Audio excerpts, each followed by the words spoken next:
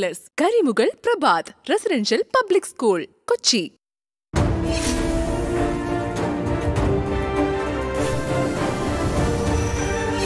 You are watching 24. Welcome back to encounter.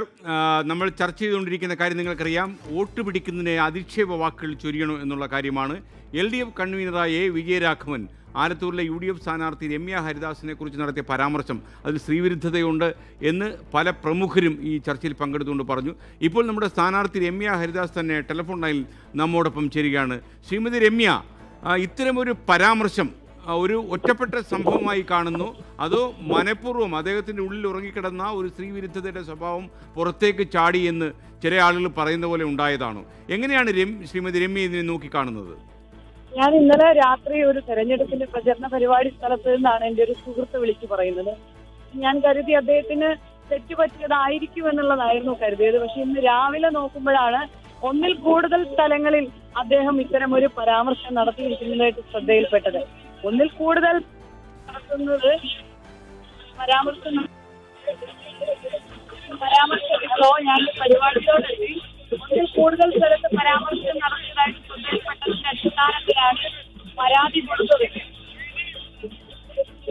Shrimati Ramya Haridas, അതായത് ഇത്തരം ഒരു പരാമർശം നടത്തുന്നതിലൂടെ എന്ത് രാഷ്ട്രീയ ലാഭമാണ് LDFന് നേടാൻ കഴിയുക കേരളം പോലെ ഒരു സംസ്ഥാനത്ത്? സാധാരണക്കാരിയായിട്ട്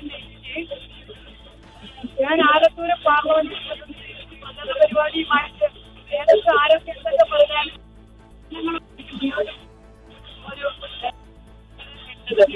ആ രീതിയിലെ പ്രവർത്തനങ്ങളുമായിട്ട് മുന്നോട്ട് പോകുന്ന സാഹചര്യത്തിലാണ് ഇത്തരം ഒരു പരാമർശം ഉണ്ടായിരിക്കുന്നത്. എനിക്ക് വലിയ ഖേദം തോന്നുന്നത് ഇടതുപക്ഷത്തിന്റെ സർക്കാരായിരുന്നു കേരളം ഭരിക്കുന്നത്. ഈ സമയത്ത് നവോത്ഥാന മൂല്യങ്ങൾ ഉയർത്തണമെന്ന് പറഞ്ഞ് ഈ അടുത്ത കാലത്ത് വലിയ രീതിയിലുള്ള പ്രസംഗങ്ങളും പരിപാടികളും നടത്തിയിരിക്കുന്ന ഒരു മുന്നണിയുടെ കൺവീനറാണ് ഇത്തരം ഒരു പരാമർശം നടത്തിയിരിക്കുന്നത്. അദ്ദേഹത്തിന്റെ മകളുടെ പ്രായമേ ഉള്ളൂ. അദ്ദേഹം ആ പരാമർശം ഒന്നിൽ കൂടുതൽ സ്ഥലങ്ങളിൽ നടത്തിയിരിക്കുന്നത് ഒരു ഗൂഢാലോചനയുടെ ഫലം. രമ്യ ഹരിദാസ്, താങ്കളുടെ കാറിലാണ് സഞ്ചരിക്കുന്നതെന്ന് ഞാൻ മനസ്സിലാക്കുന്നു. ഒരു തെരഞ്ഞെടുപ്പ് പര്യടനത്തിൽ ആലത്തൂരിൽ സഞ്ചരിക്കുകയാണെന്ന് മനസ്സിലാകുന്നു. ഒരു കാര്യം കൂടി ചോദിച്ചോട്ടെ, അതായത് എല്ലാവരും ഈ ചർച്ചയിൽ തന്നെ പല ആളുകളും അഭിപ്രായപ്പെട്ടത് അദ്ദേഹത്തിന് ഒരു ക്ഷമാപണം നടത്തുകയോ ഒരു ഖേദം പ്രകടിപ്പിക്കുകയോ ചെയ്തിരുന്നുവെങ്കിൽ ഒരുപക്ഷെ ഈ പ്രശ്നം അവസാനിച്ചേനെ എന്നാണ്. എന്നാൽ താങ്കൾ ഇന്ന് ആലത്തൂർ പോലീസിൽ പരാതി കൊടുത്തു. കണക്ഷൻ രമ്യയുമായിട്ടുള്ള ബന്ധം വിച്ഛേദിക്കപ്പെട്ടിരിക്കുകയാണ്. നിങ്ങൾക്കറിയും പോലെ ആലത്തൂർ മണ്ഡലത്തിൽ തീവ്രമായ പര്യടനത്തിനിടയിലാണ് അവർ നമ്മൾ ടെലിഫോണിൽ ചേർന്നത്. അപ്പം ഈ പരിപാടി അവസാനിക്കും മുമ്പ് അവർ വീണ്ടും ടെലിഫോണിൽ ചേരുമെന്ന പ്രതീക്ഷയോടെ ഞാൻ അടുത്ത അതിഥിയിലേക്ക് പോവുകയാണ്. അഡ്വക്കേറ്റ് ഫാത്തിമ, ഒരുപക്ഷെ രമ്യ പറയുന്ന ഇത് വളരെ ഒരു ഗൂഢാലോചനയുടെ പിന്നിലുണ്ട് എന്ന് തന്നെയാണ്. ഒരബദ്ധം ഒരു തവണ പറ്റി ആള് രണ്ടാമതും പറയാന്ന് പറയുമ്പോൾ അബദ്ധമായിട്ട് നമുക്ക് കണക്കാക്കാൻ പറ്റുമോ? ഒരു സാമാന്യ ബുദ്ധി ഉപയോഗിച്ചിട്ട് ചിന്തിച്ചാൽ അറിഞ്ഞൂടെ? ഒരു അബദ്ധമായിട്ട് അത് കണക്കാക്കാൻ പറ്റുമോ? ഒരു തവണ ഒരാൾക്ക് അബദ്ധം പറ്റി രണ്ടാമത് ആവർത്തിക്കാന്ന് പറഞ്ഞാൽ എന്നിട്ടും അദ്ദേഹം അതൊരു എന്താ പറയുക തുറന്ന് സമ്മതിക്കലിന് തയ്യാറായില്ല എന്നാണ്. ഒരു നേതാവ് എന്നത് അദ്ദേഹത്തിന് ഇനി അബദ്ധം പറ്റിയതാണെങ്കിൽ അദ്ദേഹം തുറന്ന് സമ്മതിക്കരുത്, അബദ്ധമല്ല. സത്യത്തിൽ ഇപ്പോൾ നമുക്ക് ഇത് മനസ്സിലാക്കാൻ കഴിയുന്നത് ഞാൻ നേരത്തെ സൂചിപ്പിച്ചതുപോലെ തന്നെ രമ്യ ഹരിദാസിന് കിട്ടിയ ആലത്തൂർ ലോക്സഭാ മണ്ഡലത്തിൽ കിട്ടിയ ഒരു ആക്സെപ്റ്റൻസ്, എന്താ പറയുക, അവര് പ്രചരണ പരിപാടികളിൽ അവർക്ക് കിട്ടുന്ന ഒരു സ്വീകാര്യത, അത് എന്താ പറയുക ഒരു ഹാലളുകാന്ന്. യെസ്, ഞാൻ വരുന്നു. അഡ്വക്കേറ്റ് നൂർബീന, താങ്കൾ ഒരു കാര്യം ഇപ്പം അഡ്വക്കേറ്റ് രമ്യ ഹരിദാസ് പറഞ്ഞൊരു കാര്യമുണ്ടല്ലോ, അതായത് രണ്ട് സ്ഥലങ്ങളിലും അദ്ദേഹം ഒരേ കാര്യം പറഞ്ഞു, അതുകൊണ്ട് അത് ഒറ്റപ്പെട്ട സംഭവമായിട്ട് കാണാൻ പറ്റില്ല എന്ന് തന്നെയാണ് പറഞ്ഞത്. പക്ഷേ അതേസമയം നമ്മുടെ ലാൽകുമാർ പറഞ്ഞൊരു കാര്യമുണ്ടല്ലോ, ഒരു രാഷ്ട്രീയ ലാഭത്തിനായി ഇത് ഉപയോഗിക്കുന്നത് പോലെയാണ് കോൺഗ്രസ് പ്രസ്ഥാനവും. മുസ്ലിം ലീഗ് രംഗത്ത് കാര്യമായി വന്നിട്ടില്ല എന്ന് തോന്നുന്നു ഈ കാര്യത്തിൽ. അല്ല, ഇതൊരു രാഷ്ട്രീയ ലാഭത്തിന് വേണ്ടിയിട്ടല്ല ഞങ്ങളൊക്കെ ഇവിടെ വന്നിരിക്കുന്നത്. ഇനിയെങ്കിലും നമ്മുടെ കേരള സംസ്ഥാനത്തെ സ്ത്രീകൾക്കൊരു സുരക്ഷിതത്വം രാഷ്ട്രീയ നേതൃത്വത്തിൽ നിന്നും ഉണ്ടാവണം. നമുക്ക് ഒരുപാട് നിയമനിർമ്മാണങ്ങൾ നടത്തിയിട്ടുണ്ട്. പക്ഷെ ആ നിയമനിർമ്മാണങ്ങളുടെ പരിരക്ഷ സ്ത്രീ സമൂഹത്തിന് ലഭിക്കുന്നില്ലെങ്കിൽ എനിക്ക് തോന്നുന്നത് ലാൽകുമാർ ഉദ്ദേശിച്ചത്, അതായത് സ്ത്രീവിരുദ്ധമായ നിലപാടുകൾ ഉണ്ടാകുമ്പോൾ പൊതുവിൽ അതിന് തിരിച്ചറിവ് ഉണ്ടാവുകയും അതിന്റെ അവരുടെ കക്ഷി രാഷ്ട്രീയം നോക്കാതെ തന്നെ നിങ്ങൾ രംഗത്ത് വരും എന്ന് കരുതാമോ എന്നാണ് അദ്ദേഹം ചോദിച്ചെന്ന് തോന്നുന്നു. അല്ല, സ്ത്രീകൾ പീഡിപ്പിക്കപ്പെടുമ്പോൾ സ്ത്രീ സമൂഹം ഒന്നടങ്കം ഒറ്റക്കെട്ടായി ആ ഇരയോടൊപ്പം ഉണ്ടാകും, യാതൊരു സംശയവുമില്ല. കാരണം എന്താ വെച്ചാൽ നമുക്കിപ്പം ഇന്ത്യൻ പാർലമെന്റ് പാസ്സാക്കിയ ഒരുപാട് നിയമനിർമ്മാണങ്ങൾ സ്ത്രീ സുരക്ഷയ്ക്കായിട്ടുണ്ട്. അതും കേരളം എന്ന് പറയുന്ന പ്രബുദ്ധമായ ഒരു സംസ്ഥാനത്ത് മലയാളി എന്ന് പറയുന്നത് സംസ്കാര സമ്പന്നമായ ഒരു വിഭാഗം എന്ന് സ്വയം അഭിമാനിക്കുന്ന ഈ കേരള മണ്ണിൽ ഇപ്പോഴും സ്ത്രീകൾ, അതൊരു സ്ഥാനാർത്ഥി എന്ന് പറയുമ്പോൾ നാളെ MP ആയി പാർലമെന്റിൽ ഇരിക്കേണ്ട ഒരു സഹോദരിയാണ്. ആ സഹോദരി ഈ ചെറിയ പ്രായത്തിൽ തന്നെ അതിന്റെ കഴിവുകൾ തെളിയിച്ചു കൊണ്ടിരിക്കുകയാണ്.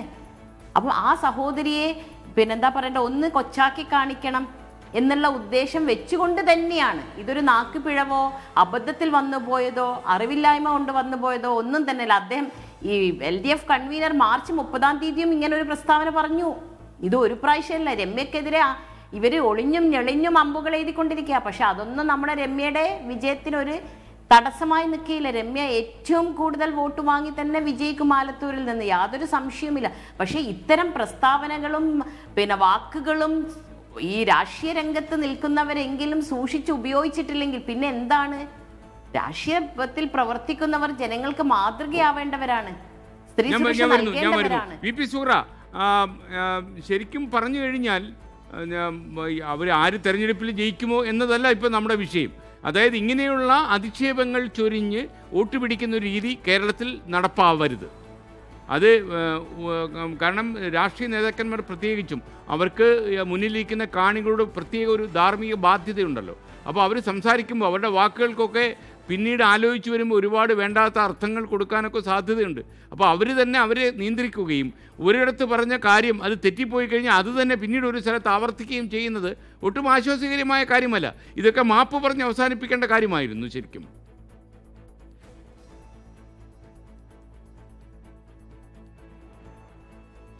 ശരിയാണ്.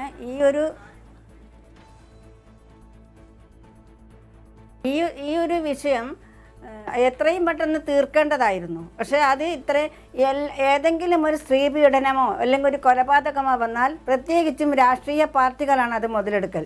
പ്രത്യേകിച്ചും ഇങ്ങനെ ഒരു തെരഞ്ഞെടുപ്പിൻ്റെ സമയം കൂടി ആവുമ്പോൾ അത് വളരെ കുറച്ചുകൂടി ഗൗരവത്തോടു കൂടി അത് എടുക്കും. അങ്ങനെയുള്ളൊരു സാഹചര്യം ഒഴിവാക്കാമായിരുന്നു പിന്നെ സഖാവിന്. അത് ചെയ്തില്ല. മാത്രമല്ല അതിനുശേഷം മാപ്പിൻ്റെ കാര്യവും അദ്ദേഹം സ്വീകരിച്ചില്ല. അപ്പോൾ ഇത് കൂടുതൽ ഗൗരവമായി എടുക്കേണ്ടതായിട്ട് തന്നെയാണ് എനിക്ക് തോന്നുന്നത്.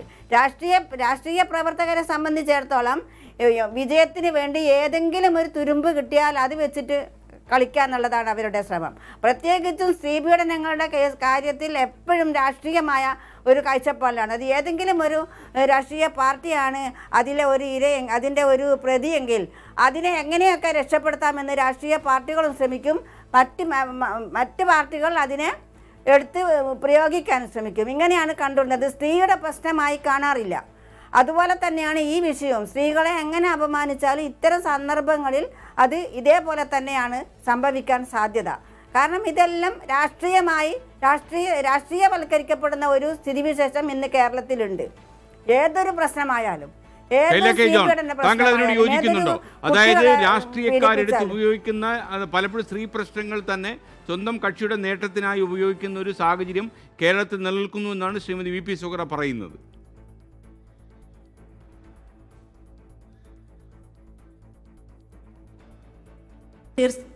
തീർച്ചയായിട്ടും അങ്ങനെ ഒരു സ്ഥിതി നമ്മുടെ നാട്ടിൽ നിലനിൽക്കുന്നുണ്ട്. സ്ത്രീകളുടെ വിഷയങ്ങൾ ചർച്ച ചെയ്യുമ്പോൾ അത് ഗൗരവത്തോടുകൂടി, അത് അർഹിക്കുന്ന ഗൗരവത്തോടുകൂടി കണ്ടുകൊണ്ട് തിരുത്തേണ്ടത് തിരുത്തുക എന്ന ഒരു സമീപനം നമ്മുടെ നാട്ടിലില്ല. എപ്പോഴും ഇത് പരസ്പരം അവരവരുടെ നേട്ടങ്ങൾക്ക് വേണ്ടി ഉപയോഗിക്കുന്ന ഒരു സാഹചര്യമുണ്ട്. ഇപ്പോൾ തീർച്ചയായിട്ടും നമുക്കറിയാം ഈ പരാമർശം UDF ഇത്ര ചർച്ച ചെയ്യുന്നത് അവരെ സംബന്ധിച്ചിടത്തോളം ഇത് ഒരു തെരഞ്ഞെടുപ്പ് നേട്ടത്തിന് ഉപയോഗിക്കാമെന്നുള്ളത് കൊണ്ടാണ്. തിരിച്ചും സംഭവിക്കും. അപ്പോൾ ഇത് സ്ത്രീകൾക്കെതിരെയുള്ള ഇത്തരത്തിലുള്ള അധിക്ഷേപങ്ങളും അവരെ അവഹേളിക്കുന്ന സമ്പ്രദായങ്ങൾ, മോശമായ കമൻറ്റുകൾ പറയുന്നത്, അതിനെ വളരെ ലളിതവൽക്കരിച്ച് കാണുകയും അതുകൊണ്ട് സമൂഹത്തിലുണ്ടാകുന്ന ഗുരുതരമായ പ്രത്യാഘാതങ്ങളെക്കുറിച്ച് ഇവരാരും ചിന്തിക്കുന്നേ ഇല്ല എന്നുള്ളതാണ് വസ്തുത. അപ്പോൾ യഥാർത്ഥത്തിൽ ഇത് തിരുത്തപ്പെടേണ്ടതാണ്. ഇവിടെ സൂചിപ്പിക്കുകയുണ്ടായി ശ്രീ വിജയരാഘവൻ മാപ്പ് തീർച്ചയായിട്ടും പരസ്യമായിട്ട് മാപ്പ് പറഞ്ഞാൽ സമൂഹത്തിന് ഇതൊരു തെറ്റാണെന്നുള്ള അഭിപ്രായത്തിൽ തീർച്ചയായിട്ടും അദ്ദേഹം പരസ്യമായിട്ട് ചെയ്തത് തെറ്റാണെന്ന് തുറന്ന് സമ്മതിക്കേണ്ടതായിട്ടുണ്ട്. പിന്നെ അതിനകത്ത് ഒരു നിയമപരമായ കാര്യങ്ങളുണ്ടെങ്കിൽ നിയമപരമായിട്ട് മുന്നോട്ട് പോകാൻ തീർച്ചയായിട്ടും അതിന് അവഹേളനത്തിനിരയായ വ്യക്തിക്ക് അതിനുള്ള അവകാശമുണ്ട്. നിയമപരമായി മുന്നോട്ട് പോകേണ്ടതായിട്ടുണ്ട്. നമ്മൾ ഏതൊരു വിഷയത്തിലും നിയമം ഇരയാക്കപ്പെടുന്ന ആളുകൾക്ക് അനുകൂലമെന്ന് പറയുമ്പോൾ അവർ ഏത് വിഷയത്തിലായാലും അവർ മുന്നോട്ട് അതിനെ അംഗീകരിച്ചേ മതിയാകുകയുള്ളൂ. പക്ഷേ അദ്ദേഹം ഒരു ഇടതുപക്ഷ രാഷ്ട്രീയത്തിൻ്റെ ഒരു വെറും നേതാവല്ല, LDFനെ നയിച്ചുകൊണ്ടിരിക്കുന്ന കേരളത്തിൽ LDFനെ നയിച്ചുകൊണ്ടിരിക്കുന്ന ഒരു നേതാവെന്ന നിലയിൽ പരസ്യമായിട്ട് കേരളത്തിലെ ജനങ്ങളോട് മാപ്പ് പറയേണ്ടതാണ്. അതായത് ഈ തെരഞ്ഞെടുപ്പ് കാലത്ത് ഒരു തെരഞ്ഞെടുപ്പ് വിഷയമാക്കി കത്തിക്കാളാൻ പറ്റുന്ന ഒരു കാര്യമാണ് ഇത് എന്നതുകൊണ്ടാണോ കോൺഗ്രസ് പ്രസ്ഥാനം ഇതിനെ കാര്യമായി ഉപയോഗിക്കുന്നത്? സാധാരണ പലപ്പോഴും ഇങ്ങനെയുള്ള പ്രശ്നങ്ങൾ വരുമ്പോൾ കക്ഷി രാഷ്ട്രീയത്തിൻ്റെ അടിസ്ഥാനത്തിൽ ആളുകൾ സംസാരിക്കുന്നത് എൻ്റെയും മറ്റുള്ള മാധ്യമക്കാരുടെയും ഒക്കെ ശ്രദ്ധയിൽപ്പെട്ടിട്ടുണ്ട്. അപ്പോൾ ശ്രീമതി ശൈല ജോൺ പറഞ്ഞതുപോലെ നിങ്ങൾക്കൊരു തെരഞ്ഞെടുപ്പിൻ്റെ നേട്ടവും ഒക്കെ കൺമുന്നിലുണ്ട് എന്നതുകൊണ്ടാണ് ഇത് വളരെ ഗൗരവത്തോടെ തന്നെ നിങ്ങൾ പ്രതികരിക്കാൻ തുടങ്ങിയത്? തെരഞ്ഞെടുപ്പിൻ്റെ നേട്ടം എന്നതിലുപരി ഞാൻ ചോദിക്കട്ടെ, ഇതിപ്പോൾ ഞാൻ ചോദിക്കട്ടെ, ഇങ്ങനെ ഒരു പരാമർശം LDFന്റെ കൺവീനർ നടത്തി. നമ്മളെല്ലാവരും ഇതൊരു ചർച്ചാ വിഷയമാക്കാതെ ഇരുന്നെന്ന് നോക്കി. പണ്ടത്തെ കാലമല്ലല്ലോ, ഇന്ന് നിങ്ങളുടെ ദൃശ്യമാധ്യമങ്ങളിലൂടെ ഇതെല്ലാവരും കണ്ടുകൊണ്ടിരിക്കല്ലേ. പൊതുസമൂഹം ഇത് ചർച്ച ചെയ്തു. നമ്മൾ ചർച്ച ചെയ്തില്ലെങ്കിൽ ഇത് പൊതുസമൂഹം ഇതിനെക്കുറിച്ച് ചർച്ച ചെയ്യും. എന്തുകൊണ്ട് ഇങ്ങനെ ഇത്രയും അത്യുന്നതകളിലിരിക്കുന്ന ഒരു നേതാവ് ഇത്രയും മോശപ്പെട്ട ഒരു പരാമർശം ഒരു സ്ത്രീയെക്കുറിച്ച് നടത്തിയെന്ന് പൊതുസമൂഹം ചോദ്യം ചെയ്യില്ലേ? രാഷ്ട്രീയം മാറ്റിവെക്കാം, തെരഞ്ഞെടുപ്പ് മാറ്റിവെക്കാം, എല്ലാം മാറ്റിവെച്ചാലും നമ്മൾ ഇങ്ങനെ ഒരു വിഷയത്തെ കാണുമ്പോൾ ഇങ്ങനെ ഉയർന്നു വരുന്ന അല്ലെങ്കിൽ ഒരു പൊതുസമൂഹത്തിൽ ഉയർന്നു വരുന്ന പൊതുസമ്മതരായ സ്ത്രീകളെ കുറിച്ച് ഇങ്ങനെ അവഹേളനം നടത്തി വ്യക്തിഹത്യ നടത്തി അവരെ എത്രത്തോളം പിൻവലിയാനുള്ള ശ്രമം നടത്താം എന്നാണ് ഇവിടെ അഡ്വക്കേറ്റ് ഫാത്തിമ. എനിക്ക് തോന്നുന്നു താങ്കൾ സംസാരിച്ചു തുടങ്ങുമ്പോൾ എനിക്ക് ഇടവേളയിടേണ്ട അവസ്ഥ വരുന്നു. താങ്കൾ ക്ഷമിക്കുക. നമുക്കൊരു ഇടവേളയ്ക്ക് കൂടി പോകാൻ സമയമായി. ഇടവേള സെക്കൻഡുകൾ മാത്രം അല്ലെങ്കിൽ മിനിറ്റുകൾ മാത്രം നീളുന്ന ഒരു ഇടവേള കഴിഞ്ഞ് നമ്മൾ വേഗം മടങ്ങി വരുന്നു ഇടവേളയിലേക്ക്.